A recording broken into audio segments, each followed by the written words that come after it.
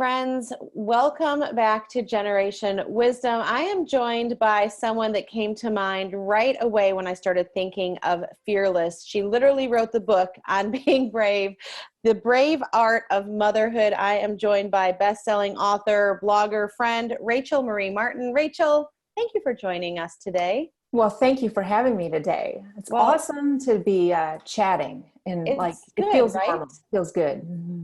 It is good. It's good to see you. It's good to hear your voice. You speak literally to millions of women, and I dare say some men as well, through your blog, findingjoy.net.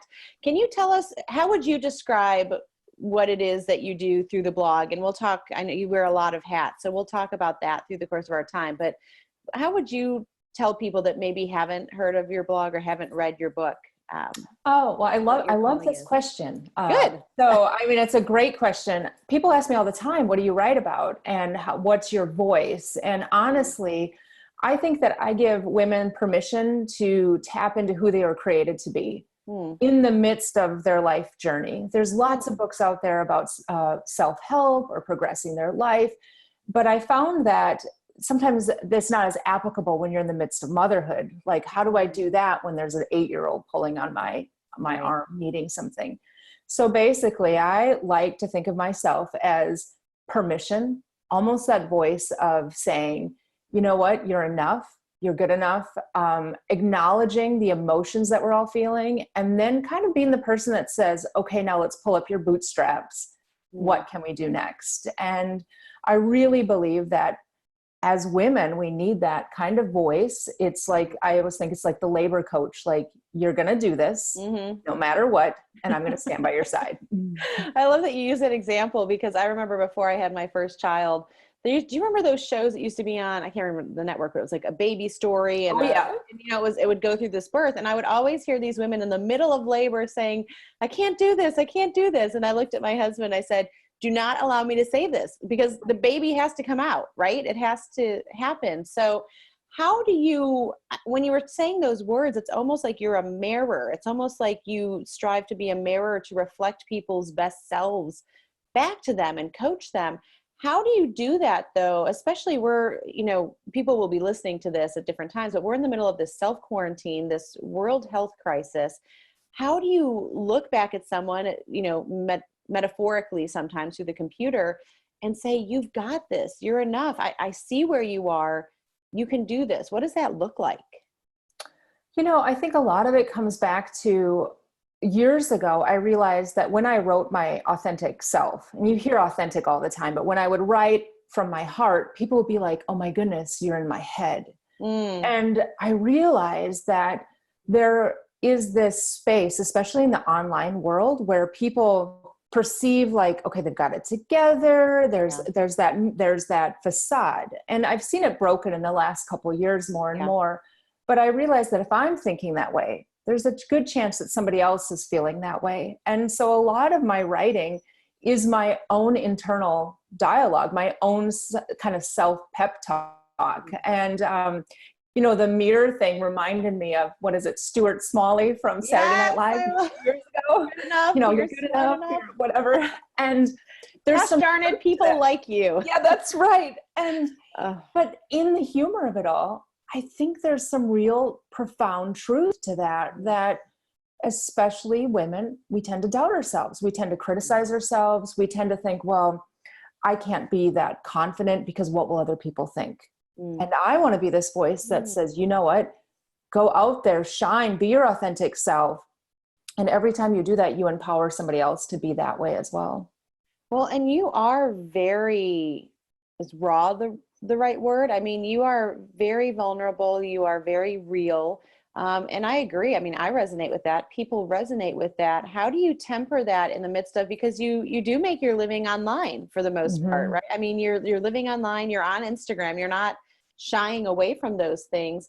How do you rectify those two worlds with, being real, still living a very public life in so many ways, but then also still, not wanting to share everything, right? We're not supposed to just upchuck everything everywhere.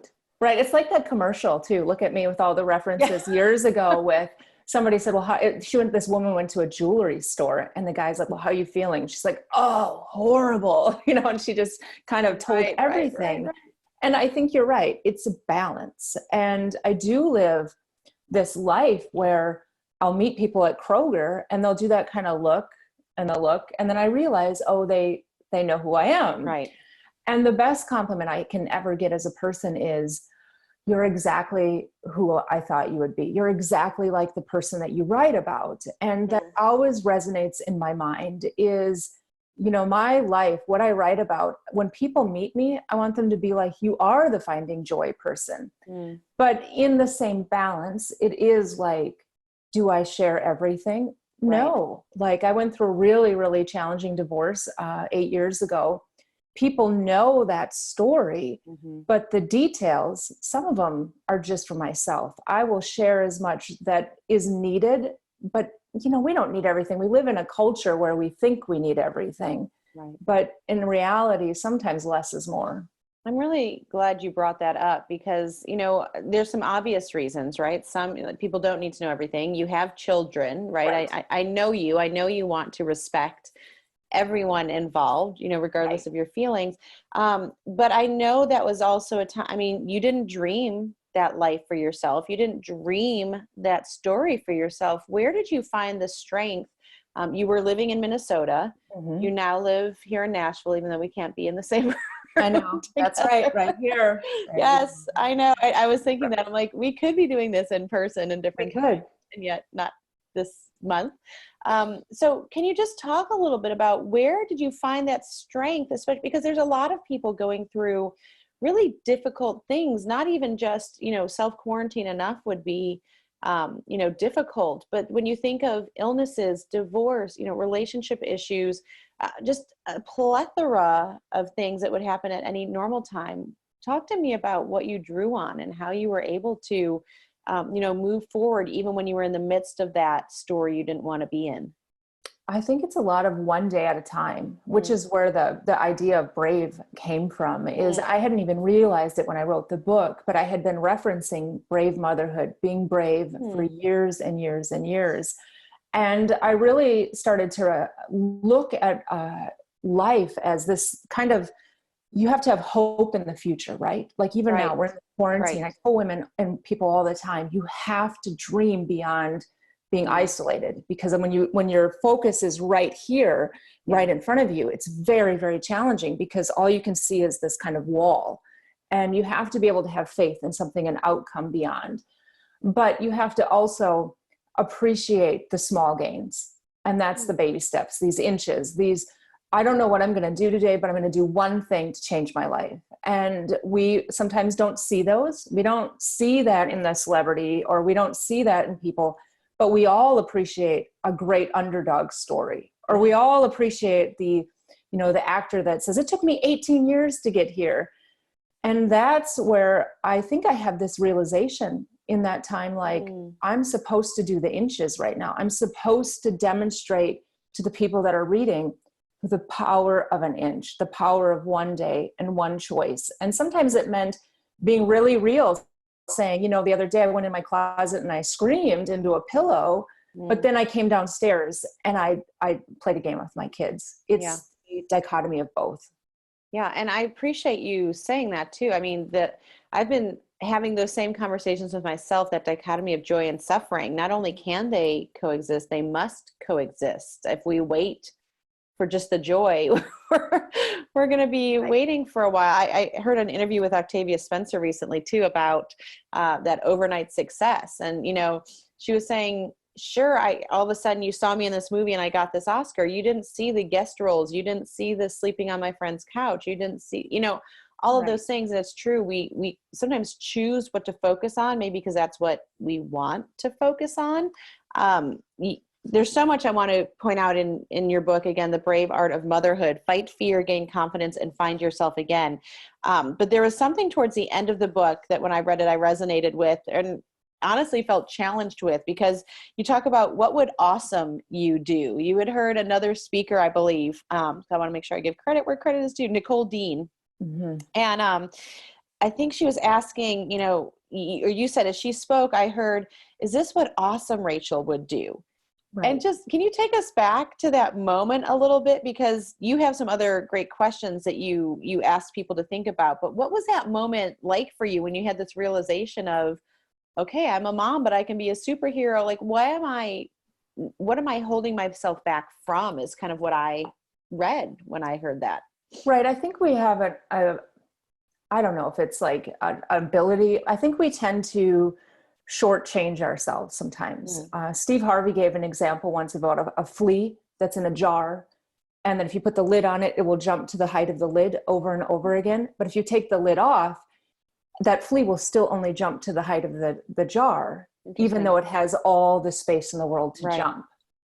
And when I was sitting in that conference, it was about 2 years or a year or so after my divorce and separation, I heard her talking about what would awesome you do. And I remember thinking, am I allowing myself to do 60% of my capabilities right now? Mm-hmm. And the realization that maybe I was giving myself a pass was really kind of like a gut, was like eye-opening. I didn't want to give myself a pass. I didn't want to end up 10 years later, 20 years later thinking, why in the world did you not push yourself to a place where you really could have excelled?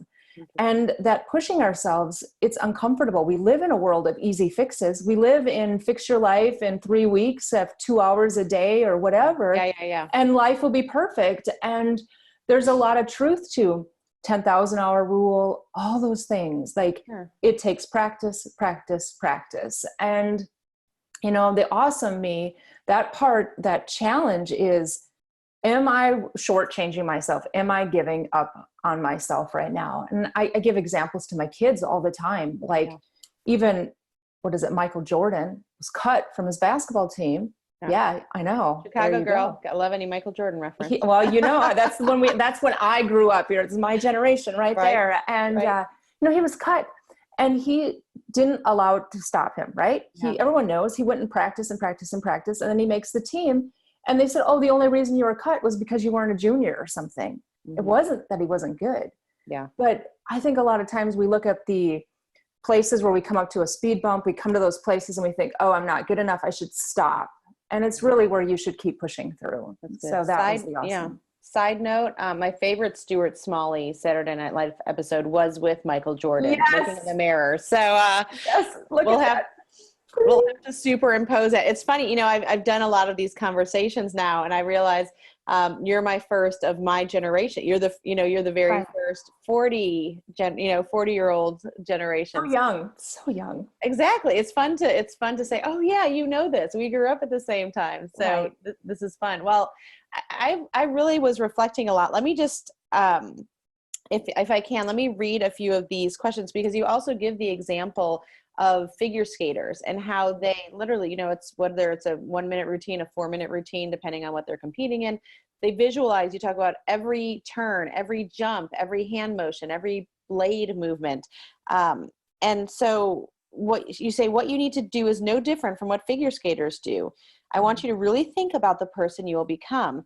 Do you live as though you are awesome and have every answer at your fingertips? In what ways would your life look different from how it looks now? Would you be afraid to make that phone call, start your dream, lose the weight? Right. Why are you not living that way now? What holds you back from being your awesome you? If you know that your awesome you would not be afraid, why aren't you living that way now? And I was like, yeah, I'm reading that list. I'm like, yeah, why aren't I doing that? Why aren't I? And, for me, even just starting this podcast was part of that, was a part of saying, stop putting aside until it's the perfect time or even the right time. Or there's so many excuses that we give ourselves. And how do you find yourself battling that inner critic when it says it's not enough, or maybe it's just not even a fear. It's just someone else is already doing it, or someone else could do it better. Or I don't, sometimes it's just lazy excuses, I find. Yeah. What's funny is my kids will remind me of my own writing, like, didn't you write about that excuse? So I kind of have, right? People, yeah. But, I started to see them in my own life and I didn't like them. I actually got to this place where I didn't like the part of me that gave excuses for it. And it was like you were saying, the inner critic. I became very aware of that inner critic's voice. And I realized, sometimes the voices in our head, what we're thinking, it can either serve us or it can derail us. And it was taking control of the thoughts, because change really starts in our brains. That idea of the visualization of the figure skater, there's a lot of power to that. I remember being in counseling in my 30s, being challenged to think, what would I look like when I was 40? Yes. And to adopt that mindset. And as time has gone by, even since writing the book, I've had these realizations about time. And sometimes we look at time as very stagnant, very one moment. And I really believe time is a very fluid thing. And we can, if we look at time as in kind of that energy of movement, we have the ability to think ahead and visualize our 50-year-old self or 60-year-old self, that wisdom. What would I do? And like, I've been challenged by people to say, if you had everything at your fingertips, what would you do right now? Or if somebody else was in your situation, could they get out of it? And that, I was like, you know what? I don't want to be the one sitting here going, I don't know what to do. I'm going to figure it out. Even if I don't know the next step, sometimes you just have to take a step. Absolutely. Well, and that reminded me of something, I think it's on the back cover. I should have been looking, but I was so intrigued by what you were saying. No, you said you changed, you were, again, this is the back cover of your book. So you're telling a little bit about a story, but you said, I changed one thing, my mind. Now my kids are happier than they have ever been. And so am I. And so as someone, you have more children than I do. And I have many. You have many, and a few are older, but I have teenagers as well as you do.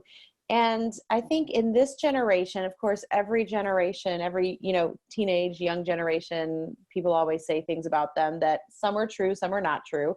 But I find that there's just more at their disposal these days. I was listening to a pastor and saying, the situations may look different. When we were young, it was smoking. When now it's vaping, right? The minutia changes, but the basic problem or the threat or the temptation doesn't change. What has changed now, he was saying, now I have the ability to access porn right next to my Bible app, or they have so much. I think it was Stephen Furtick that said that. But just to have that access and that constant, the headphones and the music and all these things that are pouring these messages in, how do you coach your own children and yourself and other women to turn that off, or at least to supplement? I always try to tell my kids, at least balance it out. But I find it so hard when some of these negative voices are literally coming into their head, and it seems so hard to monitor that. Right. Well, it's interesting that you and I are talking about that right in the midst of this pandemic. So it's April, right? We're talking about it. We're all locked down. Right. And I read this article, and I'll try to find it to you, but it was saying that the number of articles written about the coronavirus is like 2.1 billion, compared to HIV, SARS, the Ebola outbreak. We're in the 81 million, or they're just small. And it's so much information, and it comes down to each of us, my kids, your kids, you, me, everyone listening. We all have one powerful tool, and that's the ability to choose. That's our ability to say, I am not going to read any more articles. I'm not going to go down that path. I'm not going to do that, and I'm going to fill my mind with something good. But that comes down to it's each of us. We have a decision. I can tell my kids all the time, don't do that. Don't do this. But they have to get to this place where they realize the greatest tool at their disposal is their mind. And it was Viktor Frankl in Man's Search for Meaning. Great book. I want all my kids to always read it. It's about, he was in, I believe, Auschwitz, and he wrote about his experience. And he basically said that you can take everything away from a human being except their mind and their ability to choose their mindset. And, in the beginning you had asked me, what do you write about it, finding joy? And I would say 90% of it goes back to one thing, and it's our ability to choose our mindset. And that's, it is so powerful. And I think you and I hope in our 40s, we see that, we understand it, we live it. How do you help explain that to the younger generation? And not just teenagers, I mean, women in their 20s, even. I think, I always say I have such a heart for women in their 20s. Not only is that when I came to know Christ, but I feel like people underestimate the power, especially, a lot of women aren't married yet or they haven't chosen their career. So there's so much ahead of them. And yet sometimes when you're in your 20s, you're like, I don't have what I want, or I'm not where I thought I was going to be, and so there's this dichotomy of, I thought I'd be so much more, I'm not where I want, and yet they don't see all that's in front of them. How do you, virtually shake people and share this message of, you have everything you need, if you just choose to activate it? What's the key to that? Well, my oldest two are in their 20s. So we have these conversations. My next daughter is going to be 19 this month. So we have this conversation. And part of it is recognizing, again, the ability to turn off social, the ability to turn off the abundance of information. Because now all of a sudden when you're in your 20s, you're supposed to live like you have the lifestyle of your 40s. And there's intense pressure to live a certain way. And sometimes we forget the journey. We forget that path that we have to walk, and it's messy, and you're not going to have the answers. And, in the book, The Brave Art of Motherhood, I say, when your kids are 10, you're like, hey, go try swimming, go try dance, go try piano. If it doesn't work, it doesn't work. And somehow the older we get, we lose that ability to tell ourselves, go try it, because we think if it doesn't work, I'm destined to fail the rest of my life. And sometimes you have to be willing to go, if it doesn't work, that's okay, because the next option will open up, or this is leading me to the next option.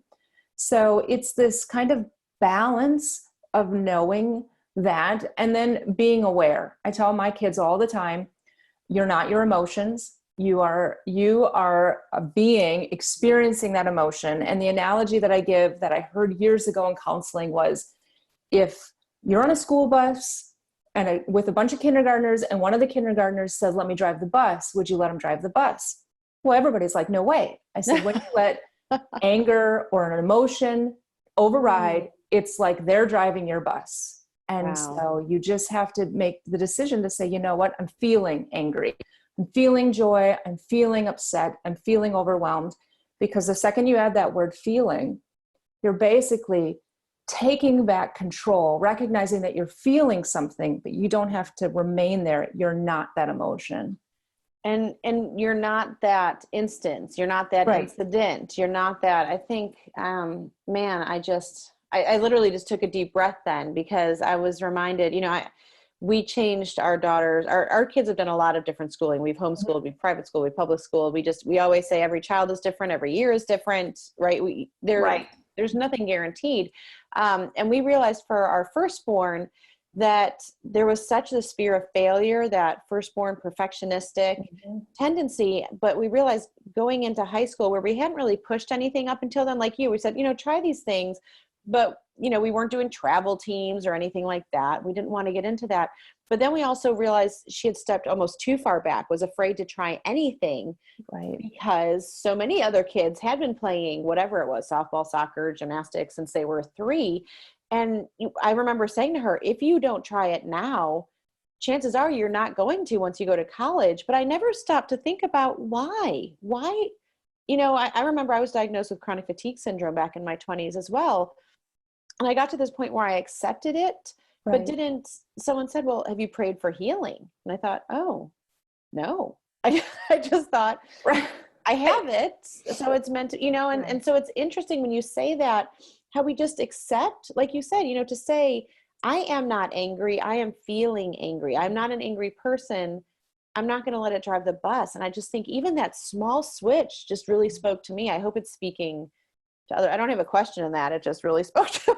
Well, that's good. That's good. I mean, I think it's a great analogy, just because, and even little kids, even kindergartners understand it. They're like, no way, I wouldn't let Jackson or whoever drive that bus. And it just gives back that sense of control, especially right now. I mean, I'm dealing with my own emotions out of control. If I turn on CNN, I could spiral and think this is it. And it's that choice. You know what? I'm going to look at the news in the morning once and at the night once, and the rest of the day, I'm going to do life and be grateful for the things that are in front of me. And, you know, I get told all the time by Dan, my new husband, as of less than 2 months.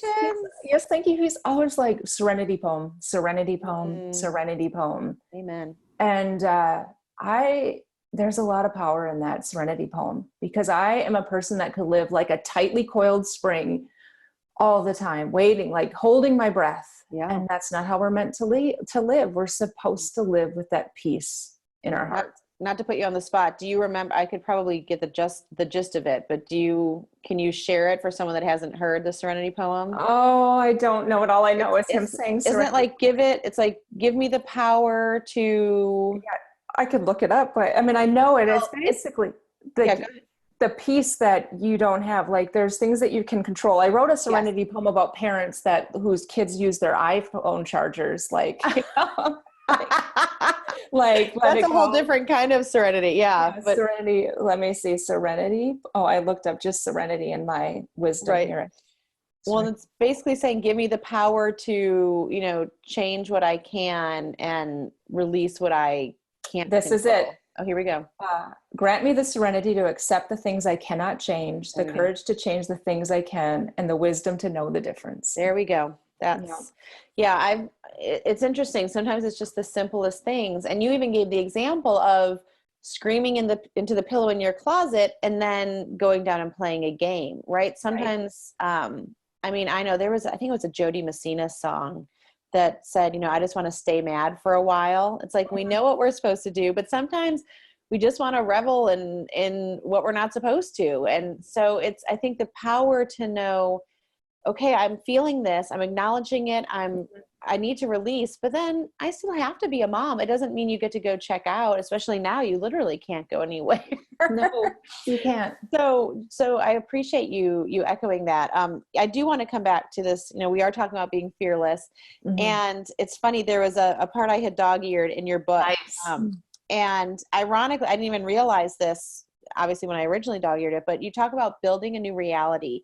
And the statement that you made at the beginning of that chapter says, today is not defined by the past. It is your clean slate, your start. Be fearless, and tomorrow will be different. And I was just like, thank you, Lord, for bringing me to that part. But building a new reality, I mean, I don't expect you to give everyone a quick fix or a how-to guide, but what does that look like? We've talked about, you know, leaving the past in the past and accepting what we cannot change. But then what does it look like to take that next step? People that are listening to this now and thinking, okay, yes, I believe you, I'm ready. Right. But how? What does that next step look like?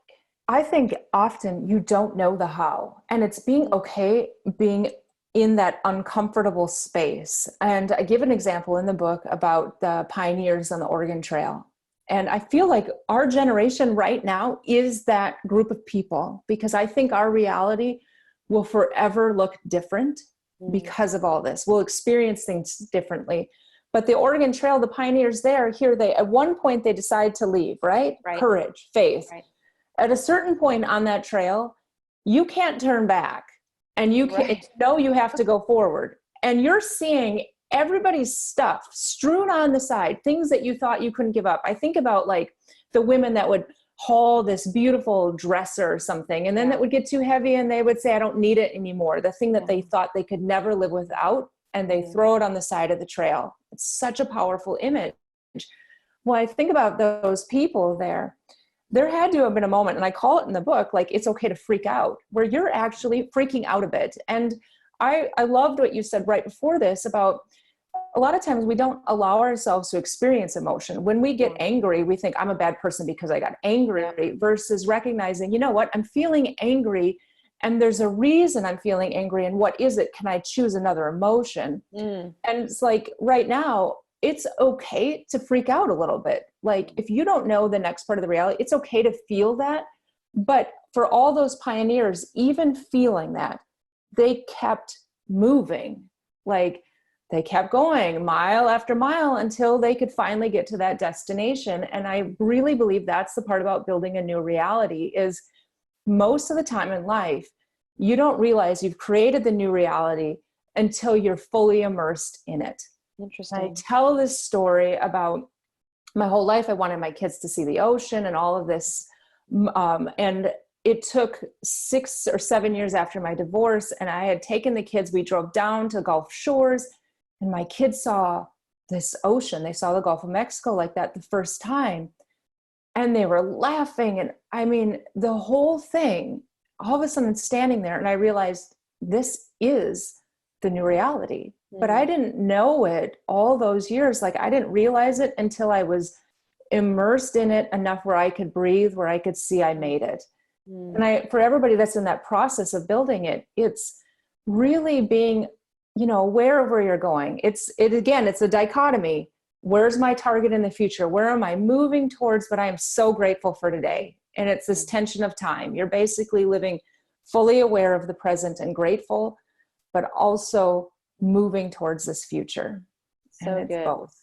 Is it bad that I'm also thinking of like that really bad video game that I played in 3rd grade in school where it was Oregon Trail? Like, oh yeah.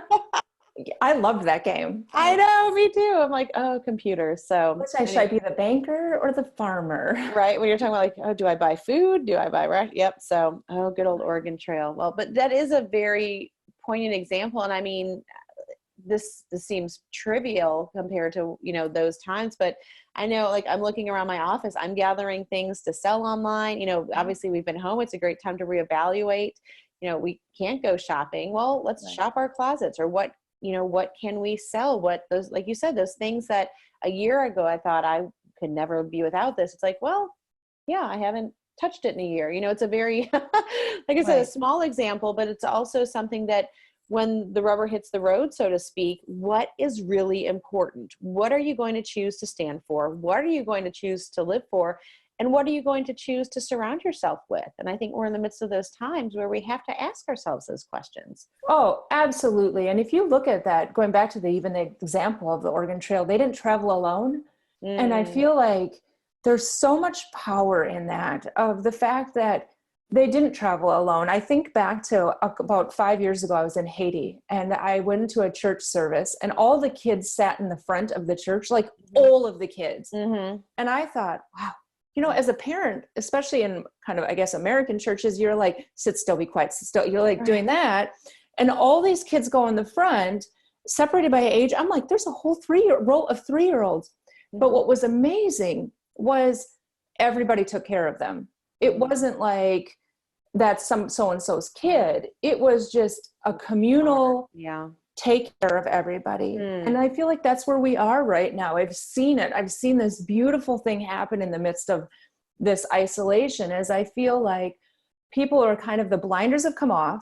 Yeah. We realize, the people on my block really matter to me a lot more than we thought they did when we would just drive by back and forth. And the people I'm living with, and the people in my community. And it's making us decide, how do we strengthen these bonds between people? And if we can come out of all of this, understanding that kind of collective drive that humans have to be together, I think that's a beautiful thing that can emerge from something that's extremely trying. I agree. Well, our time has flown by, as it always does, but I cannot let you go without asking 2 questions I'm asking everyone to reflect on. You already touched on this with your counseling, but what would you say to your younger self? And we'll get to the older in a second, but what would you say back to younger Rachel about being fearless? What advice would you give to her? What, obviously not in a regretful, I wish I would have known, but what would you say to that version of yourself?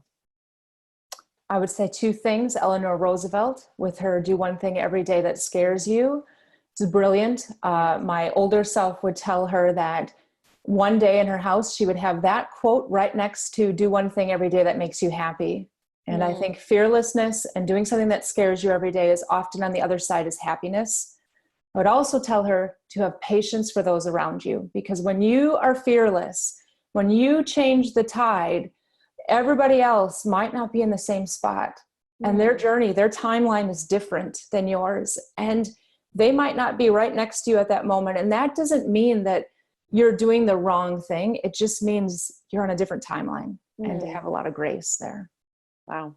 I got goosebumps. I think that's the first time I've gotten chills doing one of these, because it's powerful. Well, it's just a powerful reflection of where we need to be. I think just saying, you're not alone just because you're doing something doesn't, and no one else is doing it doesn't mean it's wrong. Right. You may just be ahead of that trail.